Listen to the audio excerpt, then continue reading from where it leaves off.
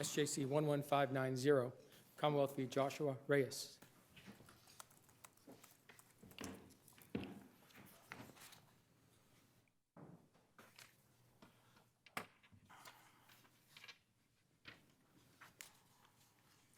Mr. Smith, good morning. Good morning, Your Honors. May it please the Court, my name is William Smith. It's my privilege to represent Mr. Reyes in this appeal. I'd like to start, if I could, with the closing argument issues.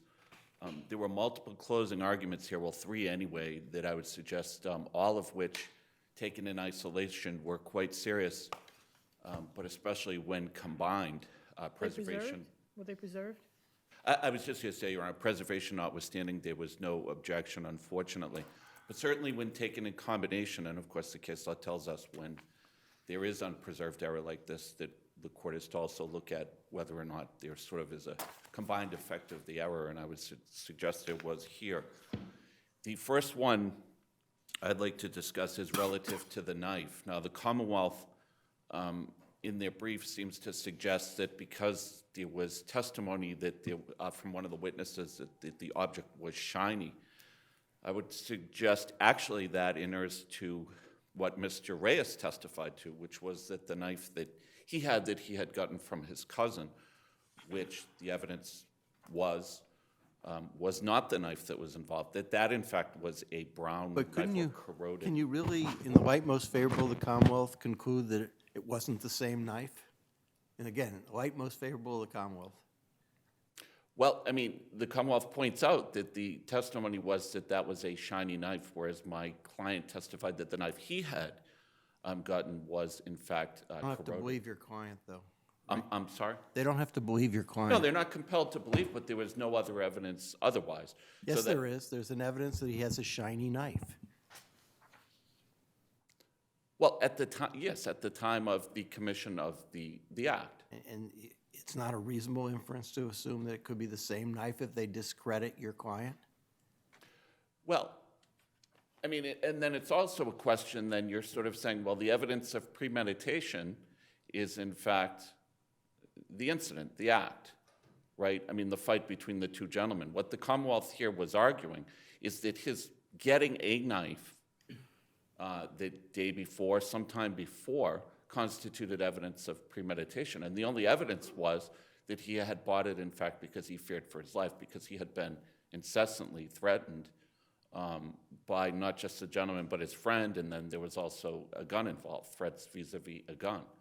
So no, I mean, it's sort of like we would have to engage in circular reasoning and say, well, the evidence of premeditation is the incident itself, so therefore we can infer that the knife was constituted evidence of premeditation. And I would suggest respectfully that's not the case. Those are jury questions. Again, you've got a good self-defense case here, but they don't believe you. They have evidence that he got a knife the day before. That knife is a shiny knife. It could be the same knife. It's reasonable to infer that he doesn't have two knives. I just don't see this as being that complicated. Well, actually, no. The only evidence as to the nature or characteristics of the knife that he got the day before was that it was a corroded knife. Yeah, that's the only evidence from your client, right? Well, correct, but there was no other evidence at all in the record as to the nature of that. There's evidence that there's a shiny knife. It's not a Correct. corroded knife. Which is completely consistent with what my client said, which is that the other gentleman, Mr. Rodriguez, had pulled a knife on him. We really be calling them gentlemen, both of them. Pardon Let's me? just call them men rather than gentlemen. Well, I maybe I'm You're old fighting school. in the park, in the middle of the parking lot with a Well, knife. you I'm know. giving up gentlemen. Well, I mean, the fact is, as Justice Kafka just said, the fact is this was a self-defense case, and there was a viable case here for self-defense. So the fact is, what we call people, we can call them this, call them that. The fact is, a human being has an innate right to defend their life. I mean, Okay, I don't think there's any dispute about that, but. okay. But my point being, to go back to your question, Justice Kafka, this was a viable self-defense case, and then there were myriad errors here, which really goes to the And heart so of they that were issue. instructed on self-defense, correct? Yes. And were they instructed properly? I mean, as to the self-defense instructions Yes. themselves, yes. Yes, but again, I would suggest that I mean, there was a great deal of argumentation about the idea of that there were X amount, there was so much stabbing here, there was so much, et cetera. But the fact of the matter is, I mean, it was according to the defendant's testimony, which is all we have here as to what transpired, you know, the actual transaction or occurrence, he said that it was a very violent episode where they were, you know, sort of rolling around, and he opens the door, next thing he knows, this guy is on him. I thought I read that 28 stab wounds, is that what it was? Correct. Well, there was some indication too, there was some testimony that some of those could have come from falling, some of those could have come from, you know, just the struggle. It wasn't necessarily that they were stabbing or puncture wounds. I mean, they were, but it doesn't necessarily mean that it was Some of them cause were stabbing. punctures, some of them were penetration, some of them were slashes, some of them were defensive. Yes, Your Honor. There's And a he mixture. And he did have wounds to his hand. My client had wounds to his hand as well. So, Were they the kind of wound that you get on your hand when the knife slips? well, he had testified, in fact, that, you know, the other man grabbed, took out the knife, and then he grabbed it. So it was a slicing, slashing type wound. So yes, it would have, in fact, been consistent with that. So again, I mean, it could have been a case, too, of imperfect self-defense. I mean, the fact is it happened extremely quickly. There was also testimony, there was also argument from the prosecutor relative to basically saying that that my client had a motive, in fact, to have premeditated the killing because of this whole situation with the drugs. I mean, they certainly, both of them, used drugs. I don't think there was any issue there.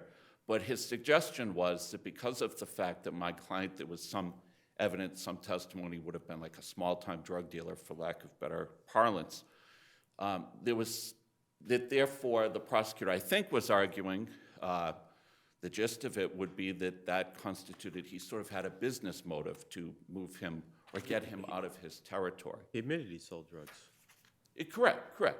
But Your Honor, the question then becomes, well, is it a fair inference that because someone sells drugs, ipso facto they have a motive to kill someone who, I mean, the two men were friends at one point and then they had a falling out.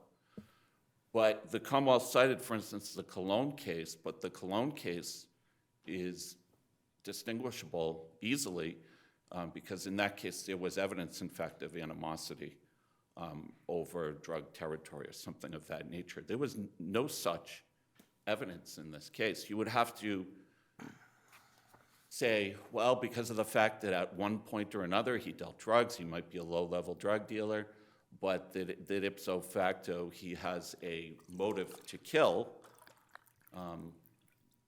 his friend, they were friends at least at one point, that he has a motive to kill him because of that, because of the fact that he's a user, or perhaps the other man, Mr. Rodriguez, was a low-level drug dealer as well, even assuming that he was. It simply does not constitute sufficient evidence. It's purely within the realm of conjecture. But what precisely did the ADA say? Sure, he said, you heard, and he's talking about Mr. Reyes, he is a very conscientious businessman. He closes his doors at midnight, and he bothered his business practice. I assume he means Mr. Rodriguez bothered his business practice. Mr. Rodriguez was addicted. He was a user of cocaine. The defendant told you that himself, and the defendant was his source. And when the source couldn't supply, maybe he got a little antsy and desperate. He was sick of it. He was being shown up by this 5'6", 125-pound man, and he wasn't going to have it. He is new to the area. He has to establish his turf. He planned this. He showed up with the knife and attacked Mr. Rodriguez inside of the lobby.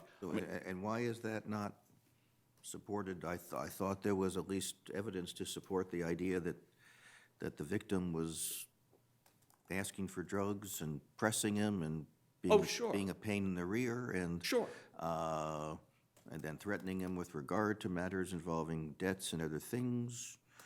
I don't quite understand why that is So not a I fair think what he's inference. saying is that, I take this to mean, and I think by any reasonable standard it can be interpreted, this way. I'm not suggesting it's necessarily the only one, but that he's saying that Mr. Rodriguez was sort of infringing on his territory. So therefore, my On client, his territory, or basically being a pain in the rear by asking him for drugs at all hours of days well, and I nights? mean, maybe he's saying both, but the fact of the matter is that's what the, at least insinuation is, and there was no evidence to that So effect. you think a jury would hear that to indicate that there was a turf battle over I territory? mean, he says at the end, he has to establish his turf. So yes. Okay. I understand he's not expressly saying that. I reread that multiple times, I recall, but even if it's susceptible to another interpretation, Your Honor, I mean, the fact is, that sort of is how it came across. Then combined with the... So it's unreasonable for it's not very articulate, but establishes turf. He's got some guy pestering him at all hours of the night, threatening him. I take it, if you're a drug dealer, you may not want to look like your clients can sort of make demands at any time and you have to cave because you're frightened of them. Isn't that a reasonable thing to argue? I'm not saying it's a great argument, but is it really reversible error when there's no objection to that? I mean, it's sort of similar to saying such and such person works in any capacity, so therefore we know from our experience that, police officers might do this, bakers might do this, or whatnot. But the fact of the matter is to do that is conjecture. I mean, it sort of is taking a stereotype that, well, drug dealers are protective of their turf. He did use the word turf. So drug dealers are protective of their turf, so therefore that is a reasonable. And I would suggest respectfully, no, it's conjecture. If there was something more here, I mean, if there was evidence, as in the Cologne case, that there was some sort of a territorial battle or something like that, well, totally different story. Then combined here, and it's a very difficult thing, but combined here, the prosecutor then went on to talk about his testimony was, I strike that, his argument was that that Mr. Rodriguez, his face sliced open, his abdomen protruding, his intestines coming out of his stomach. All true. Well, not quite. I mean, there was testimony from a medical examiner that there was herniation. So what's the What difference? does that mean, herniation? Isn't that the same thing? Well, it's It's protruding? It might be protruding, but what he said is protruding, his intestines coming out of his stomach. So I suggest it creates a visual where the man's intestines were, pouring out of his body, that That's he what had I been thought. disemboweled. Haven't they seen pictures of this, There were pictures, including this? part of the record, yes, and to me, looking at them, they show stab wounds, and there is nothing protruding out of the stomach. At one point, the doctor says that's the small intestine that's herniated in response to having observed the stab wounds. If your intestines are herniated and the intestines are out and there's been 28 stab wounds, that's probative of extreme atrocity or cruelty. Well, but except that they were not coming out of the stomach. There was certainly some measure of, I mean, the photos show it, the court obviously will look at it, but it was sort of like a herniation in terms of a slight bulge. I mean, I looked at the photos, I did not see any intestines coming out of the stomach or anywhere else. I mean, to me, again, the problem there is it's just too consistent with a visual of.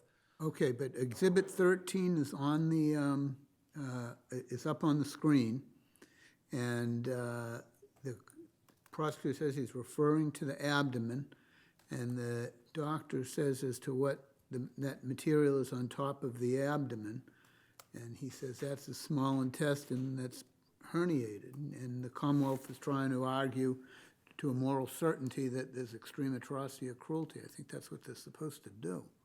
Well, they're certainly, that's their job to do. That's just force of the intestine pushing out through the wound. That's what the doctor says. Correct. But the photographs do not show that the intestines are coming out of the stomach.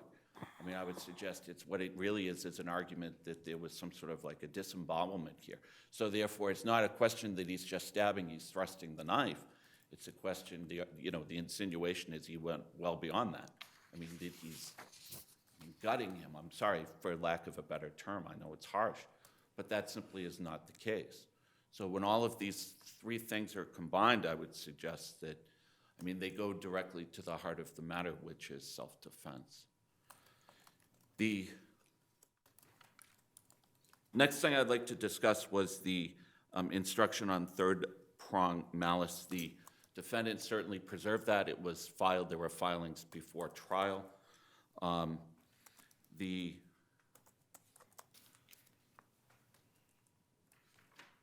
judge instructed, I mean, certainly on their face, they're correct instructions, but that C, the judge called it, intended to do an act which, in the circumstances known to the defendant, a reasonable person would have known created a plain and strong likelihood that death would result. So I think the concern here with defense counsel, and it's understandable, was that this was not the kind of case really that we typically see. The reported cases on this are, as an example, someone shooting. In a self-defense case, proper self-defense case, isn't there quite naturally an intent to kill when you're being set upon with? Respectfully, actually, I would say no. It's the intent is to stop. That's right, what proper self-defense is. You're trying to inflict great bodily injury on somebody who's trying to harm you. Correct. And I would suggest that prong is not applicable here, not on these facts. But on the facts here with this many stab wounds, you certainly have first and second prong malice, right? That may be. And the quibble is on self-defense. That may be, but again, the problem being that this would create sort of an impermissible theory, right? Because those cases pertain to instances where, there was one where the defendant fell and he was shooting wildly, 7 shots or something of that nature. Yes, and as I had said in my brief, Your Honor, I mean, the fact is, the jury was free to believe, disbelieve the whole self-defense theory, but this would be an intentional act one way or another. I mean, this is not, that really speaks to, I know it doesn't use the term, but I would suggest that prong speaks really to more of a reckless. So you want us to tell trial judges that when you have a case that doesn't raise an issue of third prong malice, not to instruct on this? I would suggest that should be the case, and I mean, they should give instructions that are based on the evidence, of course. Because we've said that the Commonwealth has to prove malice, and of course, malice in this context can be proven any one of these 3 ways. Yes, Your Honor. And you want us to say to judges, well, in some cases give 3 prongs, some cases give 2. Well, in some cases give 1. Correct. It should be warranted by the evidence, and there could be many cases where all 3 are. But given the intentional nature of this, given the live issue at trial was of course self-defense, or even at least mitigation. I don't get it. Why wouldn't one of the possibilities be that that he's intending to inflict these injuries, but not? I'm just not sure why this isn't an appropriate third-prong malice case. It's not, the premeditation, as you say, is limited. I just don't see why this doesn't fit within the definition of third-prong malice instruction. Because although it's not used in the definition, Your Honor, I would suggest that given the verbiage of it, combined with the case law on that prong, it's saying really that it would be an instance where there's recklessness. It'd be an instance where there's some sort of knowing, there's some sort of cognizance that what you do could result, or by an objective standard, could result, in fact, in death. If your argument's correct, and I don't really see it, but if your argument were to be correct, it would be brought in a case where you don't have a premeditation conviction. You have a case where the case is tried as deliberate premeditation, and it's not proven, and the facts really don't stand for a plain and strong likelihood of of death, third prong of malice, and the jury comes back on that theory, and therefore it might have been a second degree if it hadn't been a theory that wasn't related to the facts. Long way of saying, even though I don't really understand the argument, to the extent there is an argument, it's not really going to apply in a case where the jury comes back with deliberate premeditation, right? What's the Right, harm well, to the client? true, it does apply. But I would suggest, as I noted in my brief, that given this, that it then also creates sort of an ambiguity in that regard. I understand what you're saying, Your Honor, but the fact is, it should be, if the instruction is given, it should be warranted by the evidence. And I'm simply saying that it's not within the realm of that sort of intentional act, which, as Justice Gaziano said, I mean, here, the whole sequence sort of clearly indicates intent. I mean, lawful self-defense is the intent to stop the person, not necessarily killing. It might take killing that person, but it's to stop them. But that language doesn't apply. I mean, that language is really, would be like a reckless act, like shooting into a crowd. Yeah, no. So there's no intent to kill or intent to stop. Can you but- refresh my memory? The cases get a little mixed up sometimes. Is this, did the medical examiner testify as to which was the fatal wound? That's a very good question. I don't know off the top of my head. My recollection was sort of not really, but that it was the wounds in totality. I could be wrong on that. The jury found him guilty on two theories, deliberate premeditation and extreme atrocity or cruelty. Correct. So how does this help you? Because he was found guilty of deliberate premeditation, which requires a finding of intent to kill. Right. But again, it goes to, I would suggest, that prong, that third prong, that C prong, as the judge called it here, the giving of that, it still creates a danger that the jury would think that that would have been all that sufficed as well for premeditation. Instruction on deliberate premeditation is pretty clear. It is.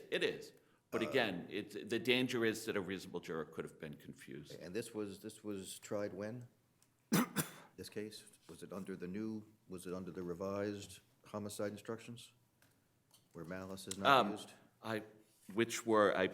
Oh, it was tried in 2013, so. Correct. And I think those were 2000, were they 2013? I'm not sure. They were in 2013, I'm just not sure whether they were in June, so, any event, okay. I mean, both had intent to kill, it's not as if the new instructions, just the ones in 2013 did not use the word malice, but. Yes. Okay, I think your time is up, thank you. Thank you. Ms. Zada. Thank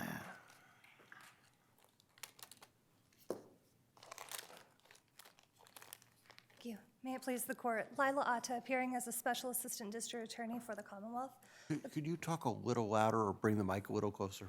Thank you. I apologize. Is that better? Thank you. The Commonwealth requests that you uphold the conviction for the defendant's murder in the first degree based upon the theories of premeditation as well as extreme atrocity and cruelty.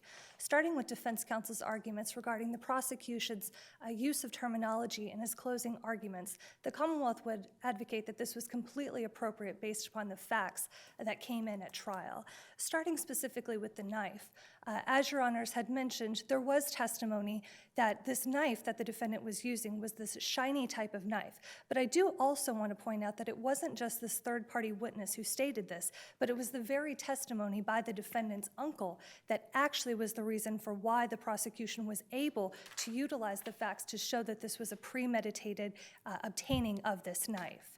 It was his uncle who stated that the knife that he saw with the defendant on the night before the murder was this shiny chrome knife. The defendant in the case had testified that on this night he obtained a knife specifically because of the actions of the victim. Now, it's only the defendant's testimony that state that this is an old knife, that this was a rusty, dark knife with a black handle. But on the same night that he says he removes this knife when playing dominoes with the family and puts it down, the uncle describes this knife as the shiny chrome knife without a hilt. Then you also have testimony of the uncle again that regard the actions of the defendant after this murder took place, within minutes after this murder took place, in which he says that as the defendant is washing his hands, he sees this knife. He sees the very same knife that he saw with the defendant on the previous night, the same knife around the time that the victim, around the time that the defendant did obtain this knife. Now, this completely is built into the facts that surround this case. Therefore, it was completely appropriate for the prosecutor to argue that this was premeditation. The prosecutor was able to describe about how the defendant had obtained this knife, how this was obtained because of how the victim was behaving towards the defendant, and that on this night, the very night before the murder, the defendant waits. He stays outside of the apartment complex in which both him and the victim live, and he waits for the victim. At this time, he says that he's waiting there to confront the victim. He actually says that he has the intention to tell the victim that he doesn't have the money, he doesn't have this $100, and in his words, quote, whatever's going to happen was going to happen.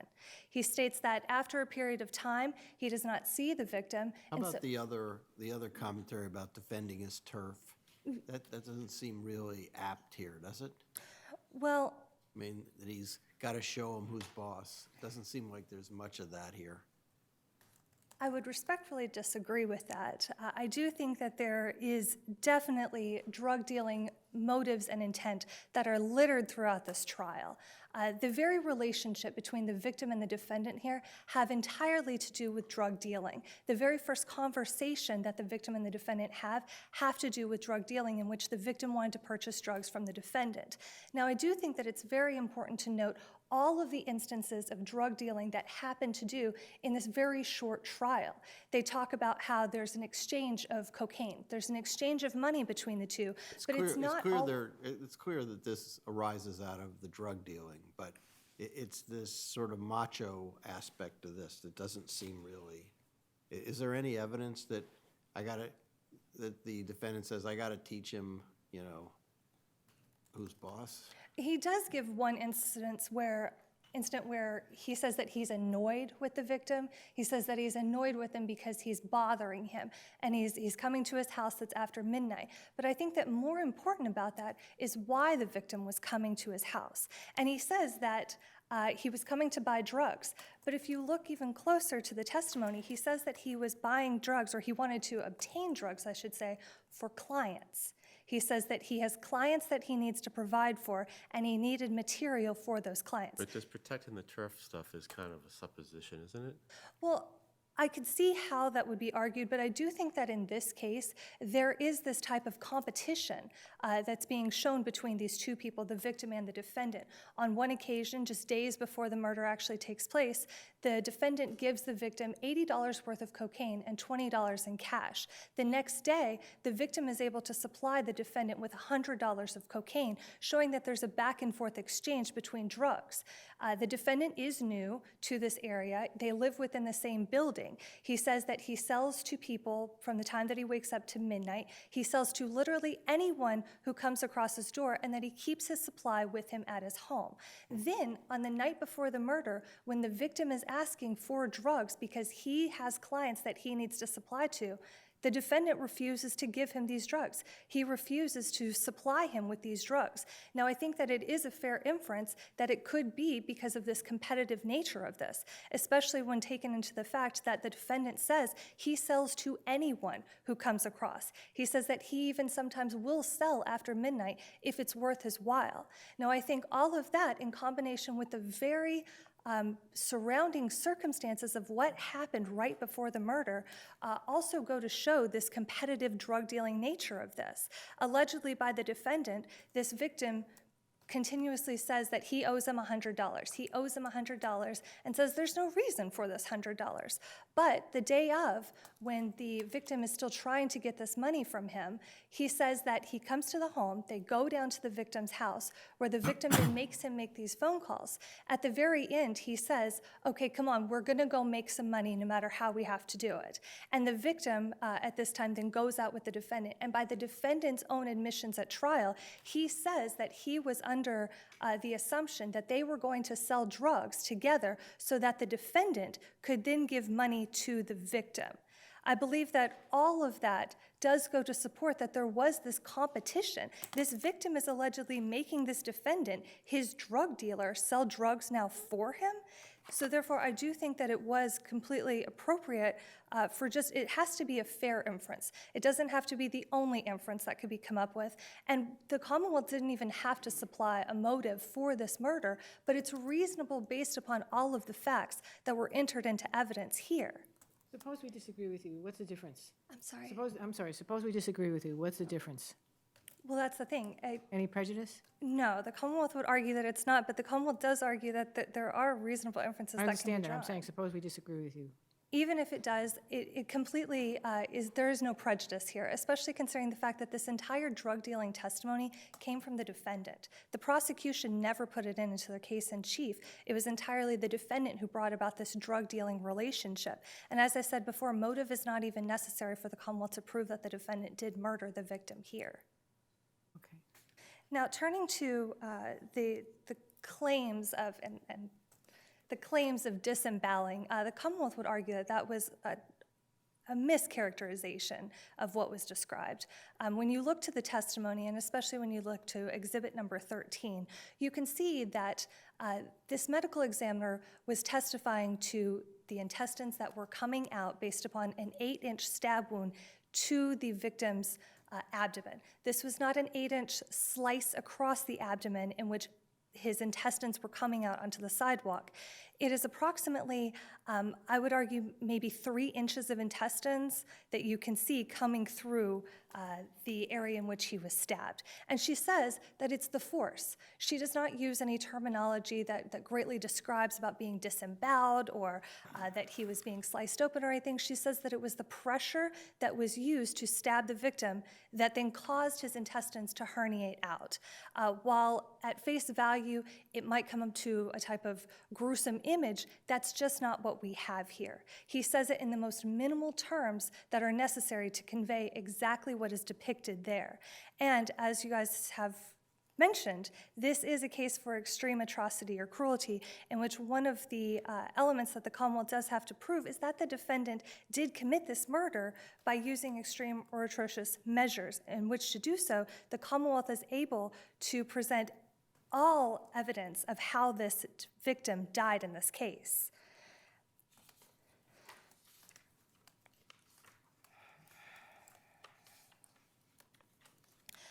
Turning next to the third prong malice instruction, the Commonwealth would also argue that this is actually the appropriate case for a third prong malice instruction.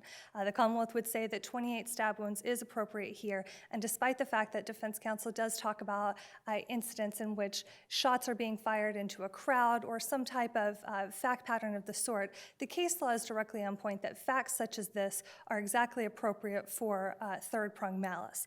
You have the case of Commonwealth versus Lang, in which was a stabbing to the face and the body and a beating that took place of the victim. You have Commonwealth versus Johnson, in which the victim was shot multiple times, including after the victim was lying on the ground. The defendant then continues to shoot the victim in this case. Therefore, this is the type of case that is directly on point with those facts, especially considering you have the fact that the defendant is arguing that this is not premeditation. He's arguing that he's not trying to intend to kill this victim, so therefore it is appropriate that him stabbing the victim and intentionally stabbing the victim 28 times does show that there is that under the facts and circumstances known to him, that there is a plain and strong likelihood that death would result from this. What did he say? I've not gone back to his testimony, but what did he say? He said the person came at him, and then, I get the impression that he essentially testified that he sort of lost it. Is that right? He does say that, but I would argue that the evidence is very contradictory to that. He says that it was a bizarre circumstance and that I believe the words that he used were his mind went blank at the time. And defense counsel had argued in his brief about the whole instantaneous use of force that was used. But the defendant himself testifies that this was actually kind of a prolonged incident. He takes the knife, as he says, from the victim in this case, is stabbing him inside the vestibule. They're fighting with each other. This fight then continues outside of the vestibule, where the defendant even admits that he's on top of the victim, stabbing him. He says that he didn't want to be hurt, though. That was his reasoning for it. He said that he didn't want him to come after him. He had also given some type of excuse about how he believed that he had a gun, or how he might have a gun on him, but there's no evidence of that. And from the third-party witness, Mr. Herleahy, I believe is how you say it, he said that the victim in this case was running from the defendant. He was backing away from the defendant, screaming while holding his hands up, and he could see that there was nothing in the victim's hands. Right, but going back, if the jury were to believe the defendant that his mind went blank, which they could have, would that not arguably support that there was no intent to kill and no intent to commit grievous bodily harm?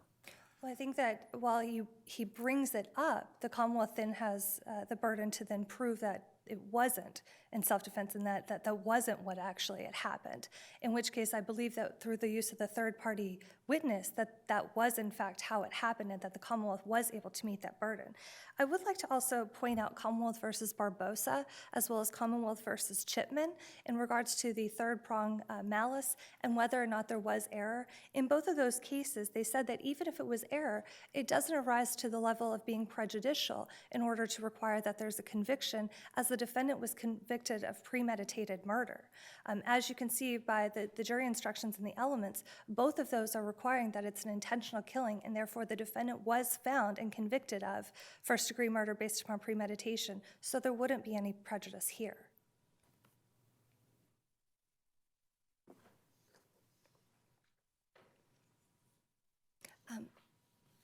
Just turning into one more argument, and then with that I would rest upon my brief. I did want to talk briefly about the defendant's argument regarding